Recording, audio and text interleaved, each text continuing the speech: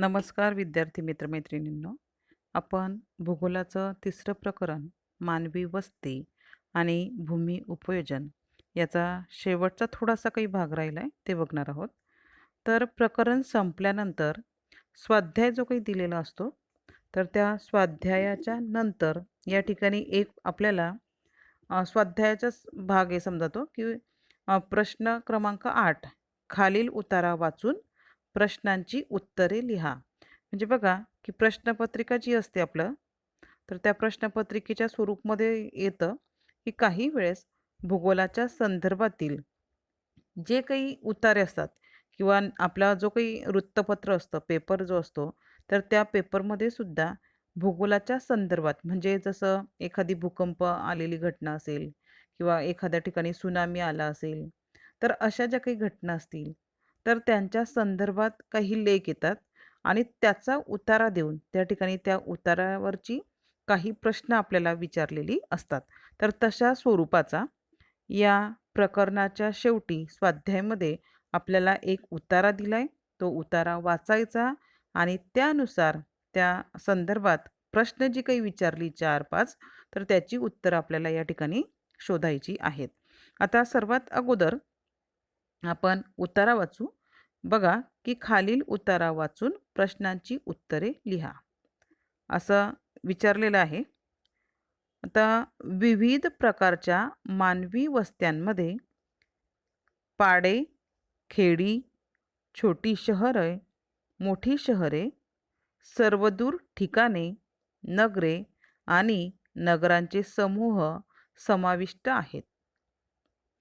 आता ज्या काही मानवी वस्ती असतात, त्याचे प्रकार आपण बघितले, तर ते या ठिकाणी थोडंसं दिलंय, की पाडे, खेडी, छोटी शहरं, मोठी शहरं, सर्वदूर ठिकाणे म्हणजे विखुरलेली वस्ती जी असेल ती, नगरे म्हणजे मोठी नगर असतं, त्यानंतर नगरांचे समूह यांचा समाविष्ट असतो. कशामध्ये? तर मानवी वस्तीमध्ये. काही प्रणालीमध्ये मानवी वस्तीचे शहरी, उपनगरी आणि ग्रामीण असे प्रकार केले जातात. आता काही वेळेस मानवी वस्ती जी आहे, तर तिचे जे काही प्रकार केले जातात, तर त्यामध्ये शहरी, उपनगरी आणि ग्रामीण असे हे उदाहरणार्थ म्हणजे त्या ठिकाणी दिले, की असे 3 प्रकार त्या ठिकाणी केले जाऊ शकतात. आता उदाहरणार्थ दिलंय, की या ठिकाणी जे काही पुढचं उदाहरण दिलेलं आहे, तर ते अमेरिकेतील जे संयुक्त संस्थाने आहेत, युनायटेड स्टेट ऑफ अमेरिका, बरोबर. तर त्याच्या जनगणना विभाग वस्तीचे वर्गीकरण निर्धारित व्याख्यांच्या आधारे शहरी किंवा ग्रामीण भागांमध्ये करते किंवा करतो. आता बघा, म्हणजे अमेरिकेचं उदाहरण या ठिकाणी दिलंय, की अमेरिकेतील संयुक्त संस्थाने जे आहेत, तर त्यामध्ये जो जनगणना विभाग आहे, म्हणजे लोकसंख्या मोजणे किंवा त्या देशातील जे काही लोकसंख्या आहे, तर त्याचं मोजण्याचं जे काही विभाग असेल, तर त्याला जनगणना विभाग असं म्हटलं जातं. आणि त्या जनगणना विभागाने वस्तींचे वर्गीकरण जे काही केलेलं आहे, तर त्या वर्गीकरण निर्धारित व्याख्यांच्या आधारे म्हणजे त्याची अशी विशिष्ट अशी व्याख्या असेल, की शहरी भाग म्हणजे कोणती व्याख्या किंवा कोणते त्या ठिकाणी नियम लागू होतात किंवा ग्रामीण वस्ती असेल तर तिला कोणते नियम लागू होतात किंवा त्याची व्याख्या काय. तर या वर्गीकरणाच्या व्याख्यांच्या आधारे त्या ठिकाणी वर्गीकरण केलेलं आपल्याला दिसून येतं. तर अमेरिकेमध्ये शहरी किंवा ग्रामीण भागांमध्ये आपल्याला त्या ठिकाणी वर्गीकरण होताना दिसून येतं.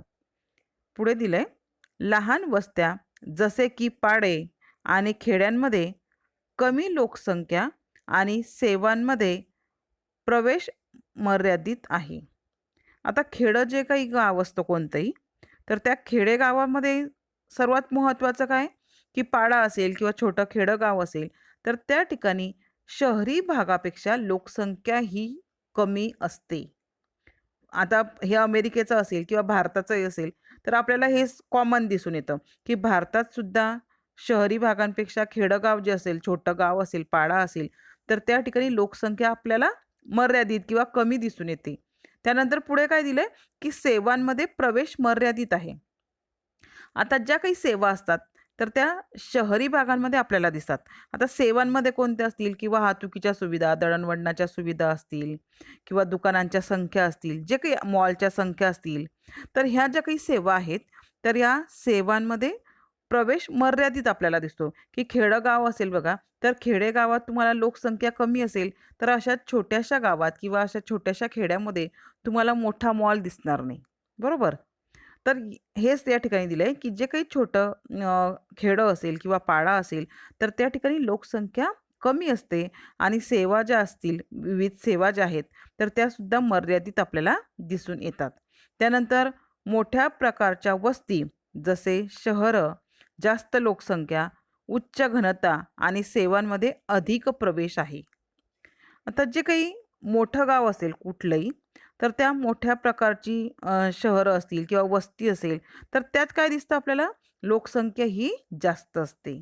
त्यानंतर त्याच सोबत उच्च घनता. आता लोकसंख्येची घनता म्हणजे काय आपण बघितलंय, की प्रति चौरस किलोमीटर क्षेत्रफळामध्ये जेवढी लोकसंख्या राहते संख्येमध्ये, तर त्याला आपण त्या क्षेत्रफळाचा लोकसंख्येची घनता असं म्हणत असतो. मग उच्च घनता म्हणजे काय? तर कमी जागेमध्ये प्रति चौरस किलोमीटर क्षेत्रफळामध्ये त्या ठिकाणी जास्त लोक राहतात. खेडेगावापेक्षा शहरी भागांमध्ये कमी क्षेत्रफळामध्ये जास्तीत जास्त लोक राहतात. त्यालाच आपण उच्च घनता असं म्हणत असतो. त्यासोबतच सेवांमध्ये अधिक प्रवेश आहे. आता सेवा ज्या आहेत, विविध प्रकारच्या ज्या काही सेवा असतील. आता बघा, की डॉमिनोज सारखे जे काही असेल, की आपल्या घरी पार्सल येतं, स्विगीसारखे जे काही आहे. तर असे तुम्हाला जे काही छोटं गाव असेल, तर त्या भागात ते दिसत नाही. घरपोच पार्सल आपल्याकडे येत नाही. Amazonचं येतं. जामनेरमध्येही बघा तुम्ही.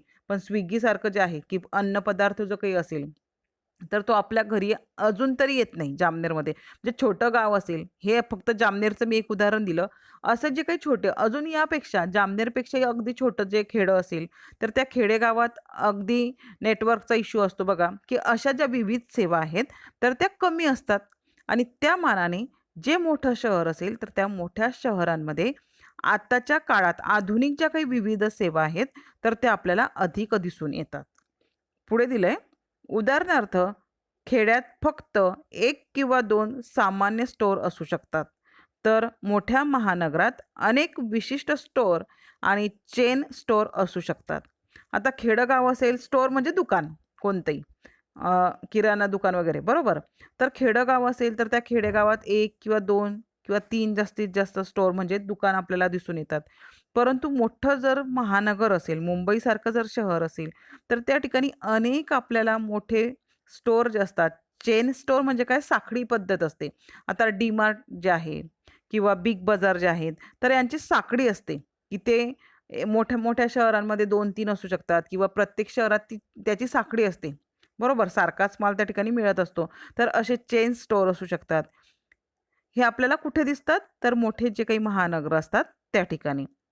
पुढे दिलंय, की हे फरक निम्न ऑर्डर सेवा सेटलमेंट आणि उच्च ऑर्डर सर्व्हिस सेटलमेंट म्हणून ओळखले जातात.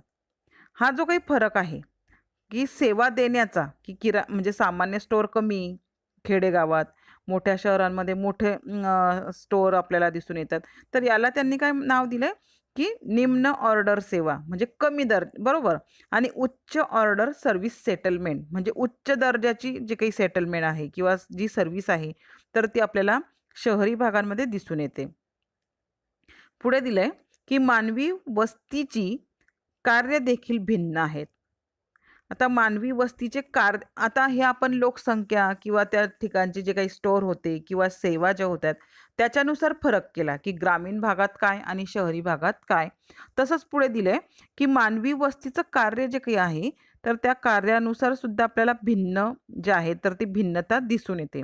याची कारणं त्या ठिकाणी दिली, की बंदरे, बाजारपेठ, रिसॉर्ट म्हणून सेटलमेंट स्थापित केल्या जाऊ शकतात, की जी काही ज्या ठिकाणी बंदरं आहेत, तर अशा ठिकाणी सुद्धा आपल्याला मानवी वस्ती जी आहे, तर ती स्थापन झालेली दिसून येते. पुढे दिलंय, की ग्रामीण वसाहतीच्या प्रकारांना शेती, मासेमारी, खाणकाम यांच्या निकटतेसारख्या कार्याद्वारे देखील वर्गीकृत केले जाऊ शकते. जे ग्रामीण जो काही भाग असेल, खेडेगाव जे आहेत, तर त्या खेडेगावांमध्ये आपल्याला कोणकोणते व्यवसाय दिसतात? तर शेती असेल, मासेमारी असेल, खाणकाम असेल, तर हे जे 3 कार्य या ठिकाणी दिले, तर या 3 कार्यानुसार त्या ग्रामीण भागाची किंवा खेडेगावाचं वर्गीकरण जे आहे, तर ते केलं जात असतं किंवा केलं जाऊ शकतं. पुढे दिलंय, की एका आर्थिक कला क्रियाकलापांवर लक्ष केंद्रित केलेल्या सेटलमेंट एकल कार्यशील सेटलमेंट म्हणतात. की एकच कार्य जर त्या ठिकाणी असेल, एका शहरात आणि एका खेडेगाव असेल समजा आणि त्या खेडेगावात किंवा एका शहरात एकच केंद्रित म्हणजे एकच कार्य मोठ्या प्रमाणात केलं जात असेल, तर त्याला काय म्हटलं जातं? कार्यशील सेटलमेंट असं त्याला म्हटलं जातं. की एखादी गाव बघा, की एखाद्या विशिष्ट वस्तूसाठी ते प्रसिद्ध असतं. मग त्या ठिकाणी तोच व्यवसाय मोठ्या प्रमाणात चालत असतो. बरोबर? तर त्याला काय म्हटलं जातं? एकल कार्यशील सेटलमेंट असं त्याला म्हटलं जात असतं. पुढे दिलंय, की मानवी वस्ती कायम किंवा तात्पुरती असू शकते. उदाहरणार्थ, निर्वासित छावणी ही तात्पुरती वस्ती असते, तर शहर कायमस्वरूपी वस्ती असते. हे कॉमन आहे. निर्वासित म्हणजे काय? की जे आपला देश सोडून दुसऱ्या देशात जात असतात, तर त्यांच्यासाठी तात्पुरत्या स्वरूपाचं जे काही निवासस्थान केलं जातं, तर त्याला आपण निर्वासित छावणी असं म्हणत असतो. तर निर्वासित छावणी ही तात्पुरत्या स्वरूपाची असते आणि कायम जे असेल, कायम राहण्याचं जे काही ठिकाण असेल, तर ते शहरी भाग जो असतो, तर त्या शहरी भागात किंवा ग्रामीण भागात सुद्धा आपल्याला कायमस्वरूपीची वस्ती दिसत असते. आता हा एक उतारा या ठिकाणी संपलेला आहे. त्याच्यावर ही खालची आपल्याला 4 प्रश्न विचारले, त्यांची उत्तरं आपल्याला या उताऱ्यात शोधायची आहेत. आता बघा, पहिला प्रश्न दिलाय, की दिलेल्या उत्तरात कोणकोणत्या मानवी वस्तींचा उल्लेख केलेला आहे? आता यात बघा सुरुवातीलाच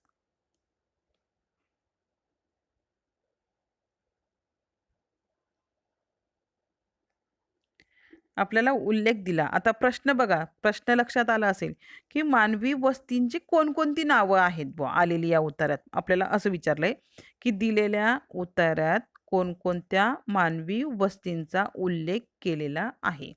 तर सुरुवातीलाच बघा, या ठिकाणी आपल्याला आलं होतं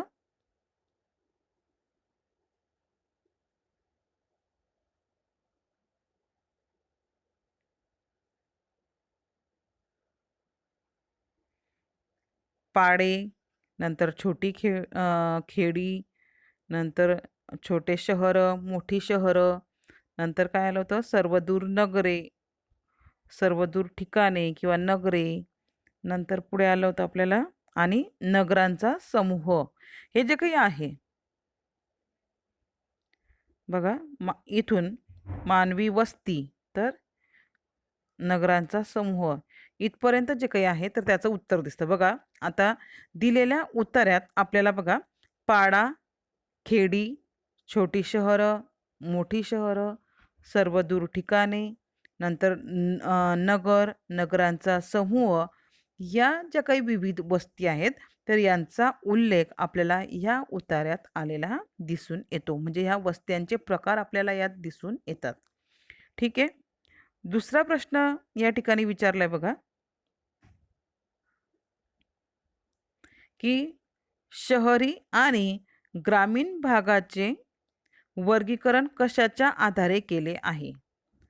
आता बघा, की वर्गीकरण कशानुसार केलं? आता आपल्या हा जो काही उतारा वाचला त्यात आलं होतं बघा, मोठ्या प्रकारच्या वस्तींमध्ये जसं शहरं असेल तर त्या ठिकाणी जास्त लोकसंख्या, जास्त घनता आपल्याला दिसून येतं.